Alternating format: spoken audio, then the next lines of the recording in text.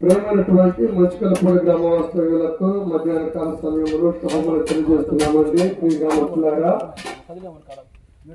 దేవుని శిలువను గురించి యేసుక్రీస్తు ప్రకటించే గొప్ప రక్షణ గురించి మేము ప్రకటించడానికి ప్రాంతానికి వచ్చాము.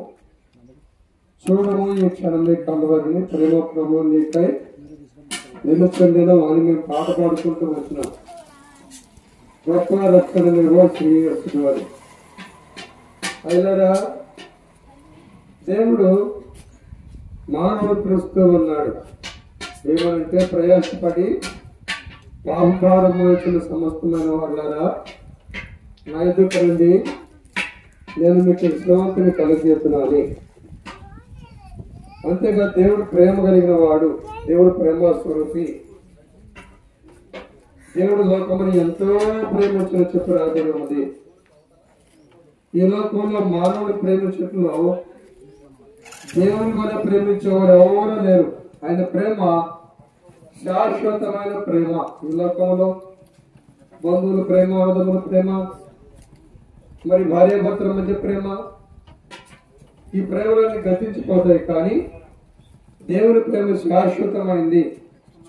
లేఖనంలో ఈ మాట రాయబడినది, శాశ్వతమైన ప్రేమతో నేను ప్రేమిస్తున్నాను కనుక విడవక నీడలో కృప చూపుతున్నానని దేవుడు మానవుడితో మాట్లాడుతూ ఉన్నాడు. అయినరా దేవుడు మానవుని ఎందుకు ప్రేమించాడు ఎంతగానంటే, దేవుడు మానవుని తన స్వార్థాలతో తన ప్రణితిలో రూపించుకున్నాడు.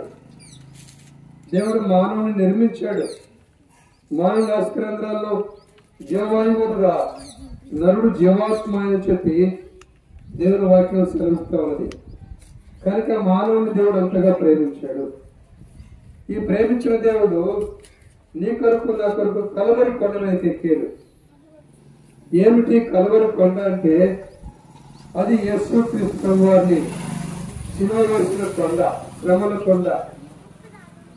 యేసుక్రీస్తు ప్రభు కొండ మీద, ఆ కలవరి కొండ మీద సర్వమానవాడి రక్షణ కొరకై ఆయన శిలువ మీద వేలాడదీయబడి శిలువలో రక్తాన్ని కార్చి ప్రాణం నడిపించి చనిపోయాడు, సమాధి చేయబడ్డాడు.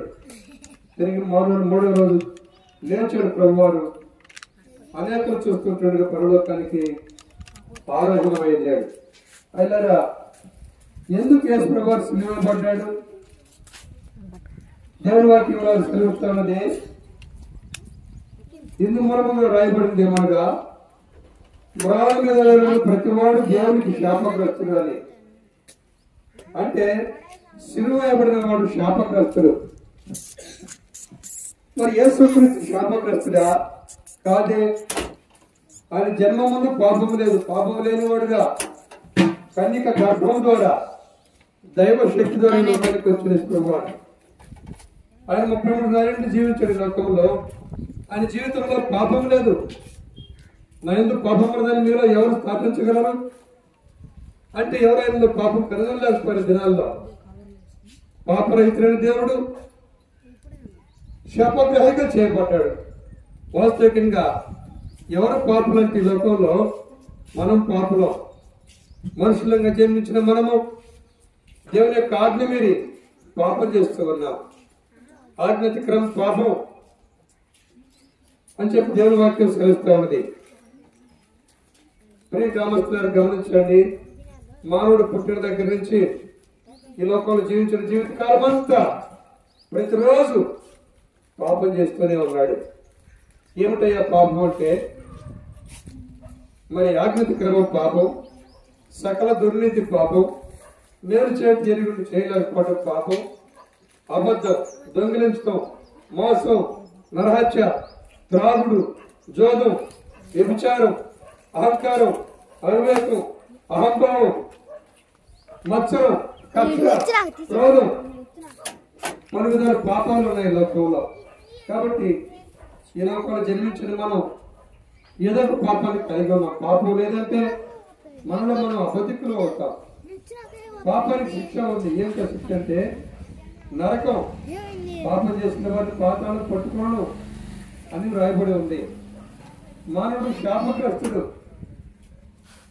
పాపాన్ని బట్టి మానవుడికి శాపం వచ్చింది. ఈ శాపాన్ని తొలగించుకోవడం మానవుల వల్ల కాలేదు. కనుకనే మానవుడు ప్రేమించిన దేవుడు కాలం పరిపూర్ణమైనప్పుడు అనగా 2025 ఏళ్ల క్రితం ఆ తండ్రి చేత లోకానికి పంపబడ్డాడు. ఆయన స్త్రీ అందు పుట్టి ధర్మశాస్త్రములకు లోబడిన వారిని విడిపించుట కొరకై ధర్మశాస్త్రములకు లోబడిన వాడు ఆయనని చెప్పి వాక్యం సెలవుస్తూ ఉన్నది.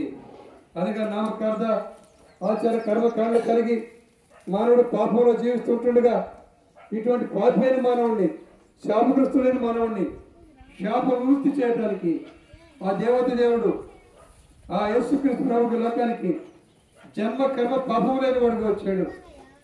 పాపం రహితుడైన దేవుడు సర్వమానవాడి పాపములు ఆయన తీసుకొని శాపగ్రాహిక చేయబడి మనందరి పాపాల కొరకై శాపగ్రస్తులుగా ఎంచబడిన క్రీస్తు ఆ మ్రారి మీద అనగా శిలామ్రారి మీద వేలాడదీయబడ్డాడు. ప్రియులారా, ఆయన ఎందుకు ఏ పాపము లేదు, మన పాపముల కొరకై ఆయన పాపంగా చేయబడ్డాడు. అంతేకాదు ఆ ప్రభు శిలువలో కార్చిన రక్తంలో మానవాడి పాపానికి ప్రాయశ్చిత్తం కలుగుతూ ఉంది. మనందరి పాపాల కొరకై ఆయన శిలువలో ప్రాయశ్చిత్తం చేసినాడు. అయితే ఇప్పుడు మనం ఏం చేయాలంటే మన పాపాలు మనం పోగొట్టుకోవాలి. ఎట్లా పోగొట్టుకుంటాం? మానవులకు మనం అనేక ప్రయత్నాలు చేస్తూ ఉన్నాం, పుణ్యకార్యాలు చేస్తూ ఉన్నాం, తీర్థయాత్రలు చేస్తూ ఉంటాం, దాన ధర్మాలు చేస్తూ ఉంటాం, వ్రతాలు చేస్తూ ఉంటాం, జనదానం, భూదానం, గోదానం, వస్త్రదానం, పలు విధాల దానాలు చేస్తూ ఉంటాం. ప్రియులారా, ఇటువంటి స్వనీతి కార్యాల వల్ల మన పాపానికి ప్రాయశ్చిత్తం కలగదు. ఎట్లా కలుగుతుందంటే యేసుక్రీస్తు నామంలో మన పాపాలు ఒప్పుకొని మనం పరిశుద్ధులుగా చేయబడదు. దాన్ని ఏమంటారంటే మారు మనసు. కాగా ఎవడైనా క్రీస్తునందుంటే వాడు నూతన సృష్టి, కొత్త సృష్టి, పాతవు గతించను అని రాయబడినది.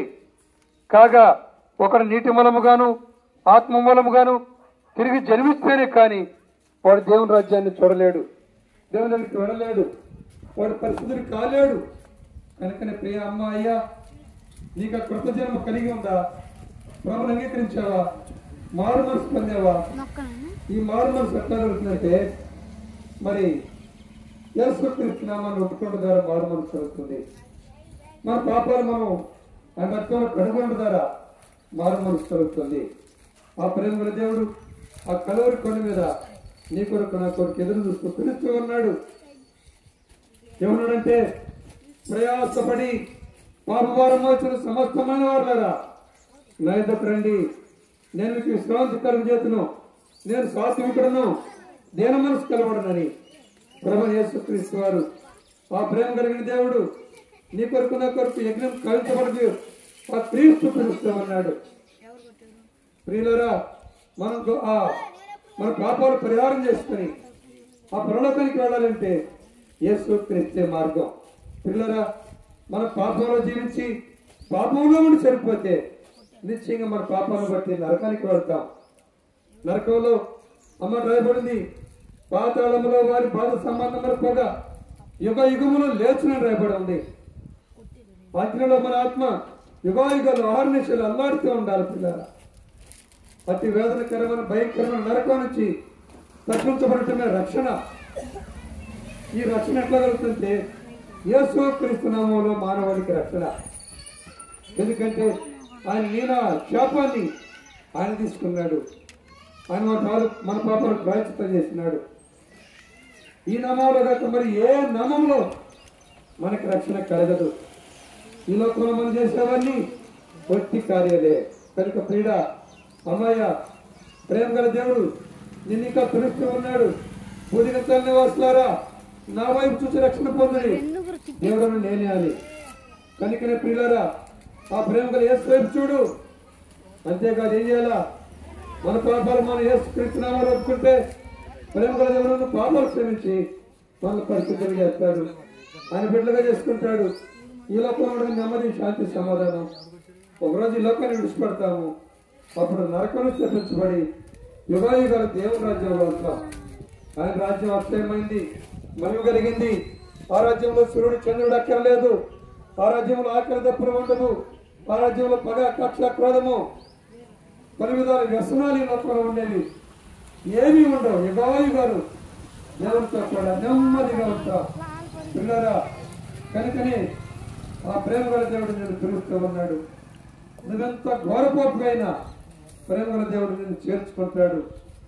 కేవలం సామాన్య విశ్వాసంతో నీ ఉన్నతలను మోకరించి యేసుక్రీస్తు ప్రభువా నేను పాపని, నా పాపను క్షమించు ప్రభా, నీ రక్తంలో నన్ను కడుగయ్యా, నీ బిడ్డగా చేసుకో ప్రభువా, నీ రాజ్యానికి పాత్రుడిగా చేసుకొని సామాన్య విశ్వాసంతో 4 మాటలు నువ్వు ప్రార్థన చేసుకోగలిగితే ప్రేమ గల దేవుడు నీకు గొప్ప రక్షణ ఇస్తాడు. అయిలరా యేసుక్రీస్తు ప్రభుని నేను నోటితో వచ్చని దేవుడు ఆయన మృతుల నుంచి లేపాడని నువ్వు నమ్మగలిగితే నువ్వు ఇంటి వరకు ప్రవేశించి విశ్వాసం ఉంచండి. ఆ గొప్ప రక్షణ ఆ ఆనందాన్ని పొందుకోగలుగుతారు. మా ప్రియులారా, ఇంకా యేసుక్రీస్తు వారిని గురించి ఎక్కువగా తెలుసుకోవడానికి మనకు సమీపంలోని తుమ్మపూడి గ్రామంలో మేల్మూడు దగ్గరలోని ఆర్సిఎం స్కూల్ దగ్గర బేతనియా ప్రార్థనా మందిరం ఉన్నది. అక్కడ ప్రతి ఆదివారము దైవారాధన కార్యక్రమం జరిగించబడుతుంది. ఉదయకాలం 7 గంటల నుండి 9:30 వరకు, 10:30 నుండి 1:30 వరకు దైవారాధన కార్యక్రమాలు జరిగించబడుతూ ఉన్నాయి. వారంలో ఎప్పటికీ జరిగించబడుతూ ఉంటున్నాయి. దైవ సేవకులు కుటుంబంలో అక్కడ ఉంటున్నారు. మీ క్షేమము కొరకై ప్రార్థనలు చేస్తారు. మీకు దేవుని యొక్క వాక్యాన్ని అందిస్తారు. మీ అందరినీ ప్రేమతో ప్రభు అయిన యేసుక్రీస్తు నామములో ఆహ్వానిస్తూ ఉంటున్నాం. ఈ స్థలాన్ని ఉంచి వెళ్ళక ముందు మీ క్షేమము కొరకు మేము ప్రార్థన చేస్తాం. పరిశుద్ధుడు అయిన మా తండ్రి, ఈ ప్రాంతంలో ఉన్న ప్రజలకు మీ రక్షణ సువార్తను మేము ప్రకటిస్తూ వచ్చాము. ఈ ప్రాంత ప్రజలందరూ మీ నామములో విశ్వాసం ఉంచి పాప క్షమాపణ పొంది నీతిమంతులుగా తీర్చబడి పరలోకానికి వారసులుగా చేయబడడానికి సహాయం చేయండి. ఎవరైతే ఈ ప్రాంతంలో సమస్యల్లో ఉన్నారో వారికి సమస్యలు మీరు తొలగించండి. ఎవరైతే అనారోగ్యంతో బాధపడుతున్నారో వారికి ఆరోగ్యాన్ని ఇవ్వండి. ప్రతి కుటుంబంలో నిజమైన శాంతి సంతోషాన్ని కలగ చేయండి. వారు చేస్తున్నటువంటి పనుల్లో, ప్రయాణాల్లో తండ్రి, వారి యొక్క వ్యాపారాల్లో అన్ని విధాలకు మీ యొక్క దీవెన కలగ చేయండి. దేవ ఈ కుటుంబం, ఈ యొక్క ప్రాంతంలో ప్రతి కుటుంబంలో మీ దీవెనలను అనుగ్రహించండి. మీ దయచొప్పున ఈ ప్రాంతం నుంచి అనేకులను బేతనియాకు నడిపించండి. ముందుకు వెళ్తున్న మీ సన్నిధి తోడుగా ఉంచమని యేసుక్రీస్తు ప్రభు నామమున ప్రార్థించి స్తుతించి వేడుకొనుచున్నాం తండ్రి. ఆమేన్.